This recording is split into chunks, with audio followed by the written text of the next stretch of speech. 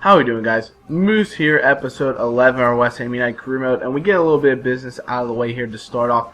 I decided to use the Scouted Future Star just one time. We'll use it once in this career mode just to get one Future Star into the career mode. Also get the youth team going a little bit and see if we can get any big players into the team. We also have some things I want to discuss in this episode. Obviously, one of the main things you're going to see here is the executives come on and said we have a few contracts that are going to be expiring. You'll get a quick look at them later in the episode. So let me know which players you think we should re-sign, what to do as we get further in. But I got a couple things I want to discuss. Obviously, last episode I talked about what West Ham's been doing in real life compared to what we're doing in this career mode, how we think that's going, and do we think everything's going well on the field. Now I'm going to talk about things off the field. Like I said, anybody who's following the career mode, I'm always open to suggestions for players because, like I said, obviously, we're getting close to the end of December here. That's why we got the note about the players' contract expiring because they could be signed on free transfers.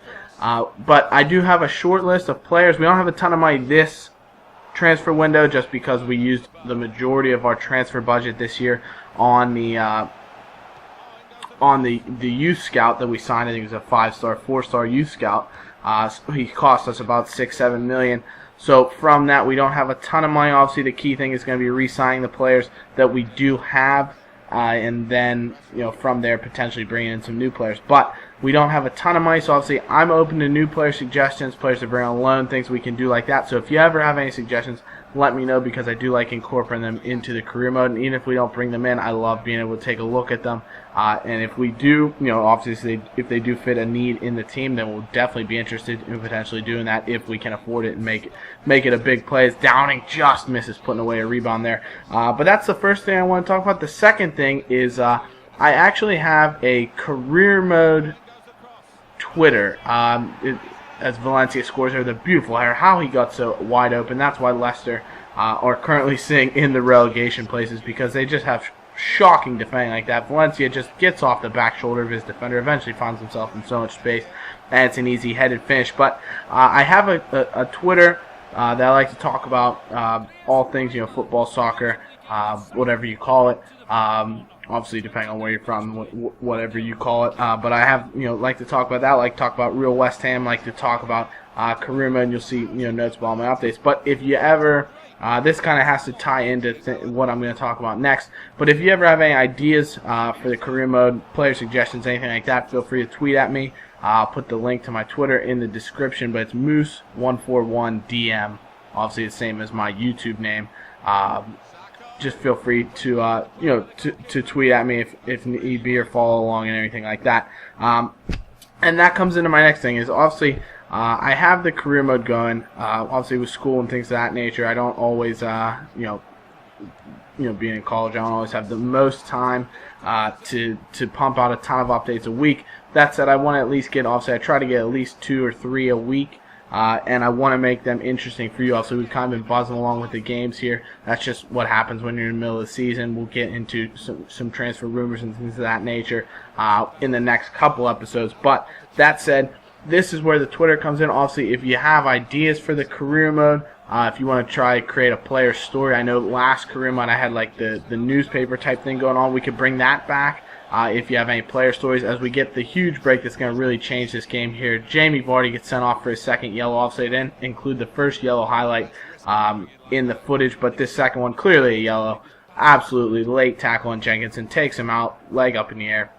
Definite foul, definite yellow card, and it allows us to be man up for a half hour and give us plenty of chances to get in on goal on Leicester. But great chance here. Ball playing to Sacco. And I'll tell you what, he had a ton of chances, if you've been watching the highlights. Ton of chances for Sacco to be able to break through here. But obviously, if you want me to bring back the newspaper, the Twitter here, tweet me about any player stories. Obviously, we can create some player stories here based on a number of things. Like you'll see in the news we actually have come up in game later on here will be something that we could potentially use and things of that nature. Also, I'd be open to doing like an interview segment. As Downing is about to score. What a wonderful free kick from Stuart Downing. I'll tell you what, every goal this guy scores is an absolute magical finish. Another beautiful free kick from Downing, up and down over the wall, and he's in an absolute sublime vein of form. It's a wonderful just strike. Schmeichel, no chance, and that gives us that 2-1 lead that looks to put us well on our way to the 3 points. But like I said, I kind of like the idea of if you tweet at me questions that you'd like me to answer, I could do a post-game interview, pre-game interview, things of that nature, talk about the current events of the club, obviously in the career mode and things of that. Also, with the Twitter, I could potentially live tweet games, as in, tweet along as I'm playing, and then also you would get the highlights later on in the career mode episodes. That's also up to you guys. Noble with a great chance here as he hits off the post. Another post chance for us, but really good play. Beautiful. Valencia then uses pace to get around Liam Moore. No chance, and Sacco finally bags his goal. The unselfish thing by Valencia gets Sacco his 8th goal in the league. So even though he can't score, it seems, he's been a very prolific scorer. He's got 8 goals in the league for us right now. But like I said, I just want to keep things interesting, create storylines for you guys. Live tweet, obviously, if you're interested in that. I think the interviews is definitely something we could really incorporate. If you tweet at, provide questions. Obviously, some questions are simpler than others, but if you have anything specifically you want to talk about, let me know. But Morgan Amalfitano, what a beautiful! He picks up the ball about the halfway line, just decides I'm going to do this myself. Dances around a man, gets so much space, uses a little beautiful roulette, then a ball roll, and just luckily, for us, gets it past Schmeichel and gives us a 4-1 lead. So obviously, as soon as that red card was given against Vardy, it really changed the complexion of the game as Amalfitano picks up his first goal for the club, and we cruise to a 4-1 victory over Leicester City, as that would be full time. So fantastic play. Obviously, we dominated in terms of shots and shots on target.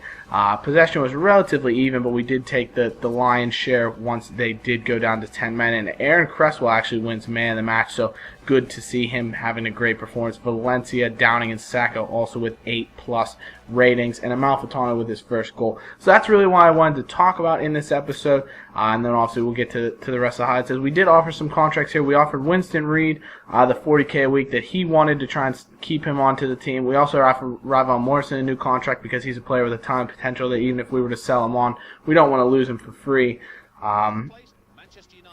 Most definitely. So those were the first couple contracts. We also have Vazte, Carlton Cole, and Amalfitano on the need for new contracts. Vazte says he's happy to stay. He had been complaining about playing time for a long time, and actually decided he's happy to stay, even though I haven't played him at all. So that's good to see. At least we're not going to have to worry about him. We'll see if anything would happen to him in the transfer window. But Winston Reid said he's going to see out his contract, which is kind of the issue that West Ham has been having with him in real life.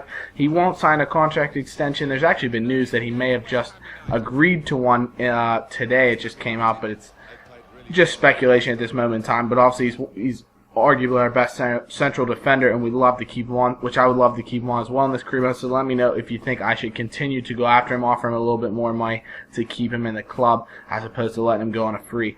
But we come into a game against Chelsea, and if you take a look at their lineup, obviously they have Drogba at top, but other than that, they've pretty much rested their whole side, and I actually played a 4-5-1 against them with a lot of my, I wouldn't say second-rate players, but pretty much the second team squad, because we have a game at home against Arsenal in just 2 days' time. So I was like, I'll rest the players, get the players that I think can do, are going to be strong, can do a job for us. Against the Chelsea side that you'll see was really young. They have all kind of young players, but the man that's still in the side, Didier Drogba, the Chelsea legend, he hit the post twice prior to that goal. And then this is a goal that really I have to put on the shoulders of Adrian, actually. Poor defending a little bit, but Drogba, the ball's just flow danced right to the edge of the 6-yard box, and Adrian's got to be coming out way quicker than that. It allows Drogba to get ahead on it and pick up his second goal in the league. But Zarate getting a start here out on the left wing. He comes in, nice little bit of skill, ball roll into a roulette, but then he just gets it blocked, his cross blocked by Nathan Ake. But we tried to play on the counterattack in this game. Didn't really seem to work out too well. Good chance here created, though, by Joey O'Brien into Zarate. Plays it back to Andy Carroll, who's operating as a lone striker up top with Morrison behind him. Didn't really seem to work out. Morrison plays the ball into Andy Carroll again. He gets a head on it, but just goes over the bar. So we tried to play a counterattacking style, but Schürrle comes on, plays the ball into Fabregas. who came on as a substitute in the second half. He does well, creates a chance, but Adrian does well to make a really nice save. Then Felipe Luis plays the ball to Eden Hazard, and Hazard actually came on as a substitute, and I must have missed the substitute in game because I was actually so distracted when I saw the ball went to him and it said Hazard got the ball. I was like, I didn't even know he came on the pitch. He ends up crossing the ball in. Ramirez with a nice little toe poke that just gets the ball past Adrian. Really good finish from Ramirez, I'll tell you what. And just like that, we're down 2-0 to Chelsea, and things were looking dire. Creswell plays the ball in, eventually falls to Andy Carroll after Nolan takes a swing at, and Carroll's shot with his weaker right foot just goes into the side netting. And at that point, 83rd minute, it looked like Chelsea were going to be stealing the 3 points. But we didn't play too poorly, I'll see. Chelsea had the lion's share of possession, but then absolutely abysmal defending by Joey O'Brien. I chalk it up to myself coming at Hazard with a sprint, but Hazard creates another goal. He floats the ball in for Didier Drogba, and it's a simple header at the back post. So 3 goals on crosses into the box, and then Felipe Luis plays the ball into Drogba, and Adrian, you got to be doing better than that, son. It's a header from 12, 13, 14 yards out, relatively close to him, and he just lets it by. Drogba gets his hat trick, so the legend for Chelsea gives them a 4-0 victory. So pretty disappointing way to end the episode. It really was a tale of 2 matches there, as Chelsea were able to come away with a pretty dominant victory. But be sure to think and leave comments on what I talked about in this episode, guys. I hope to hear back from you. Be sure to leave a like and subscribe to continue following along with the career mode. And we'll see you in the next one, guys. So we'll talk to you then. Bye-bye.